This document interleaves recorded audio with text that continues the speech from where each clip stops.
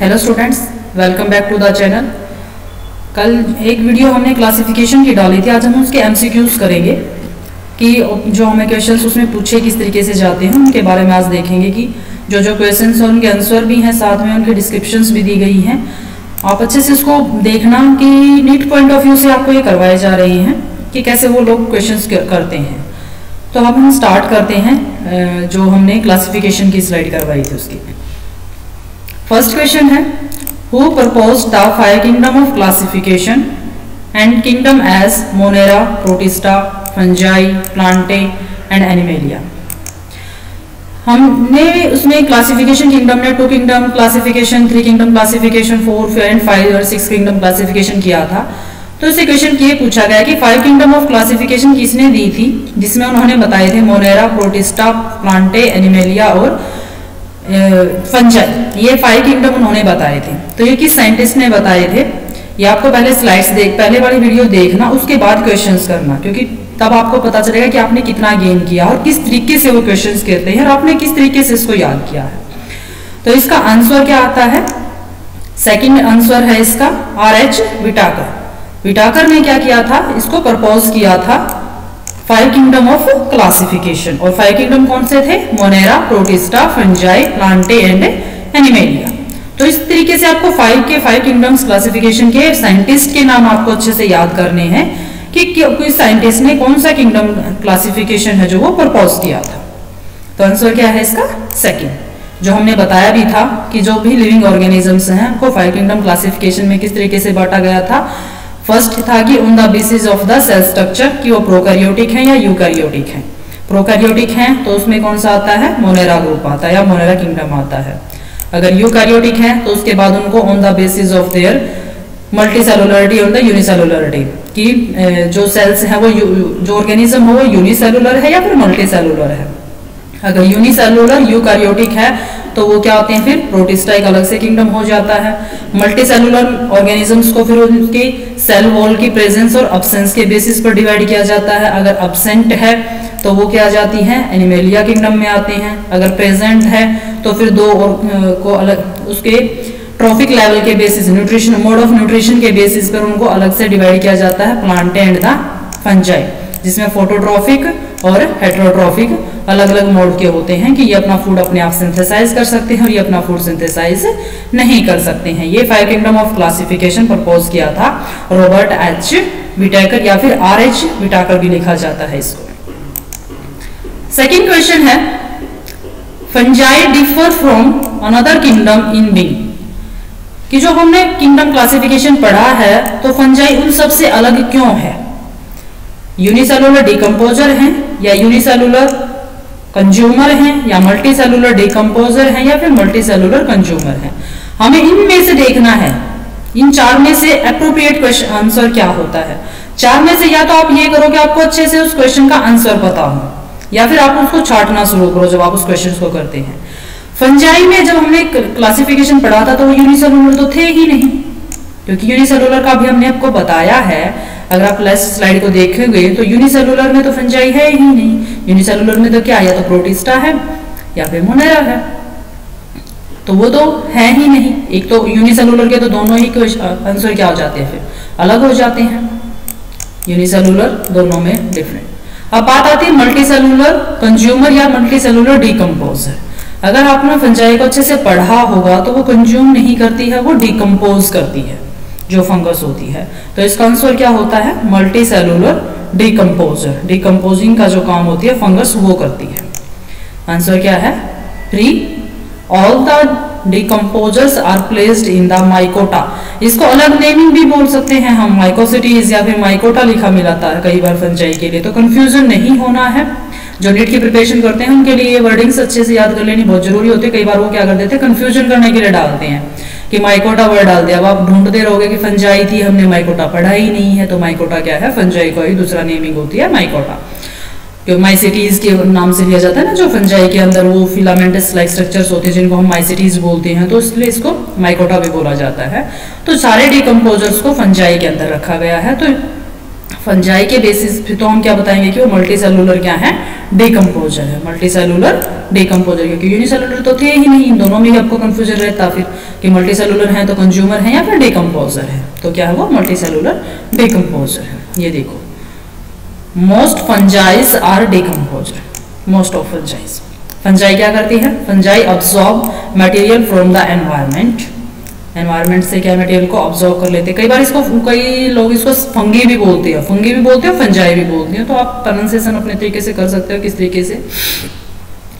तो ये फंगस क्या है, इस तरीके से ग्रो करती है, ये मल्टी सेलुलर फंगस है जिसके अंदर क्या है माइसीलियम्स जो होते हैं, ये जो माइसीलियम्स होते हैं इसके से के ऊपर क्या है रिप्रोडक्टिव बॉडीज होते हैं, स्पोर्स होते हैं। जो हम खाते हैं वो क्या होती है, मशरूम, एडिबल मशरूम्स होती हैं फंगस की, वो अलग अलग वेराइटी हैं। मोल्ड्स होती हैं, फंजाई के अंदर यीस्ट होती हैं, वो भी फंगस के अंदर आती हैं। तो ये आप देख सकते हैं, जब आपको कंप्लीट फंजाई पढ़ाई जाएगी उसके अंदर बताएंगे। कैन बी हार्मफुल और harmful to the other organism, खुद के लिए भी हार्मफुल, किसी और ऑर्गेनिज्म के लिए भी हार्मफुल हो सकती हैं, और सराउंडिंग एनवायरमेंट्स के लिए भी क्या है वो हार्मफुल हो सकती हैं। तो सभी फंगस एडिबल नहीं होती हैं, तो ये भी याद रखना, ये क्या है डिकम्पोजर का काम करती है। क्वेश्चंस के अकॉर्डिंग आपको क्या याद रखना है कि ये डिकम्पोजर होती है, मोस्ट ऑफ डिकम्पोजर होती है। थर्ड क्वेश्चन क्या है, which of the following is not a characters of the protista. Protista की अगर हम नॉर्मल सी क्लासिफिकेशन जो अभी अब तक हमने पढ़ी है उसको भी अगर हम देखकर बात करते हैं तो प्रोटिस्टा आर प्रोकैरियोटिक, ये तो बात है ही नहीं, प्रोटिस्टा तो प्रोकैरियोटिक है ही नहीं। और पूछा क्या है इसमें, क्वेश्चंस में एक आपको ये अच्छे से याद करना, जहां नोट लिखा होता है उसको अंडरलाइन कर लेना या फिर मार्क कर लेना, क्योंकि आप लोग भूल जाते हो कि नोट पूछा है क्या पूछा, और आपको ध्यान रखता नहीं है, ध्यान नहीं भी आता उस टाइम पे, इतना प्रेशर होता है तो आप किसी को भी मार्क करके आते हो। तो ध्यान से क्वेश्चन को पढ़ना, और जब नोट लिखा जाता है तो उसको अच्छे से अंडरलाइन कर लेना कि याद रखना कि इस क्वेश्चन में आपके नोट पूछा गया है। तो प्रोटिस्टा क्या है, आपको अगर फर्स्ट ऑप्शन देखते हैं तो protista are prokaryotic, protista prokaryotic नहीं होते हैं, वो क्या होते हैं यूकैरियोटिक होते हैं। प्रोटिस्टा के पास सेल वॉल होती है, वो प्रेजेंट होती है। मोड ऑफ न्यूट्रिशन क्या ऑटोट्रॉफिक भी हो सकता है और हेटेरोट्रॉफिक भी हो सकता है। बॉडी ऑर्गेनाइजेशन क्या है उसका सेलुलर है, यूनिसेलुलर यूकैरियोटिक प्रोटिस्टेंट्स होते हैं। तो हमने जो आपकी स्लाइड दिखाई थी तो प्रोटिस्टास क्या है, आंसर क्या है इसका यूकैरियोटिक इन द नेचर। जो हमने स्लाइड दिखाई थी उसमें बताया भी है यूकैरियोट्स यूनिसेलुलर क्या होते हैं, प्रोटिस्टा होते हैं। तो आपका सिर्फ इस थोड़ी ही इन्फॉर्मेशन से ये क्वेश्चन सॉर्ट आउट हो रहा है, तो आपको अच्छे से इनकी इन्फॉर्मेशन अच्छे तरीके से, जिस तरीके से वो लोग पूछते हैं उस तरीके से आपको याद करना है, क्योंकि तैयारी सब करते हैं लेकिन जो लोग वो क्वेश्चन अराइज करते हैं उस तरीके से तैयारी नहीं कर पाते हैं। तो मेरी कोशिश ये है कि आप लोगों को उस तरीके से प्रिपेयर करो। तो नेक्स्ट क्वेश्चन क्या है, which one of the following is not eukaryotic. अगर हम यूकैरियोटिक की बात करते हैं तो यूकैरियोटिक कौन नहीं है, प्रोटिस्टा या नहीं है, या मोनेरा नहीं है, प्लांटे नहीं है, या एनिमेलिया नहीं है।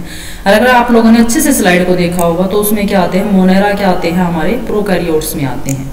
तो ये क्या है यूकैरियोटिक नहीं है, नोट याद रखना कि नोट यूकैरियोटिक कौन नहीं है, मोनेरा यूकैरियोटिक नहीं है, वो क्या है प्रोकैरियोटिक है। सिर्फ मोनेरा किंगडम ऐसा है जो प्रोकैरियोटिक है, और सारे किंगडम क्या होते हैं हमारे यूकैरियोटिक होते हैं। इनको रिलेशंस में याद करना होता है कि इसमें ये चीज है उसमें वो चीज है, तो आपको कंफ्यूजन नहीं होगा। तो आंसर क्या है इसका सेकंड, मोनेरा क्या है हमारा, ये देखो मोनेरा क्या है हमारा यूनिसेलुलर, मोनेरो अलग अलग लिखा हुआ इसके अंदर मोनेरा आता है, यूनिसेलुलर प्रोकैरियोटिक ऑर्गेनिजम्स के अंदर आता है हमारा Monera groups. Second next question क्या है, bacteria differ from the plants in that they do not have. अब बैक्टीरिया को किससे कंपेयर किया गया है, प्लांट से। बैक्टीरिया और प्लांट के अंदर देखो क्या क्या नहीं होता है या फिर होता है। बैक्टीरिया के अंदर डीएनए होता है, प्लांट के अंदर भी होता है, आरएनए होता है वो भी होता है, सेल वॉल प्रेजेंट होती है वो भी होती है, बैक्टीरिया के पास भी सेल वॉल होती है, प्लांट के पास भी सेल वॉल होती है। अब क्या नहीं है, a well defined nucleus. Well defined nucleus किसके पास नहीं होता है, वो बैक्टीरिया के पास नहीं होता है, क्योंकि इस बैक्टीरिया क्या है प्रोकैरियोटिक है, मोनेरा ग्रुप के अंदर आता है बैक्टीरिया, तो उसके पास वो क्या है प्रोकैरियोट है, और प्रोकैरियोट्स में वेल डिफाइंड न्यूक्लियस नहीं होता है। तो क्वेश्चंस में भी हमने क्या देखना क्या बताना था, डू नॉट हैव, चीजें क्या पूछी उन्होंने, डू नॉट हैव, जो उसके पास नहीं है। क्योंकि क्वेश्चन अलग तरीके से भी पूछ सकता है कि bacteria and plants are similar in this cases, क्या है उनके पास। तो इस तरीके से क्वेश्चन पूछता तो आपको देखना है कि किस तरीके से क्वेश्चन पूछ रहा, डू नॉट हैव या फिर हैव, क्या है या क्या नहीं है। तो आंसर क्या है इसका, bacteria is prokaryotes and do not have the well defined nucleus while plant are eukaryotic and have well defined nucleus। तो उनके पास क्या होता है, न्यूक्लियस होता है। तो बैक्टीरिया और प्लांट में ये डिफरेंस है। नेक्स्ट क्वेश्चन है, on which of the following is 5 kingdom classification based. जो 5 किंगडम ऑफ क्लासिफिकेशन की है आर.एच. विटाकर ने, वो किस बिहाफ पे की है, कैसे डिफाइन किया उनको, सेल वॉल के बेसिस के ऊपर, या जेनेटिक मटेरियल के बेसिस के ऊपर, या टाइप ऑफ ऑर्गेनेल्स के ऊपर, या फिर मोड ऑफ न्यूट्रिशन के ऊपर। ये आपको अच्छे से याद करना पड़ेगा कि किस क्लासिफिकेशन को किस बिहाफ पे डिजाइन किया गया है। 2 किंगडम क्लासिफिकेशन प्रोकैरियोट और यूकैरियोट के बेस पे कर दिया था।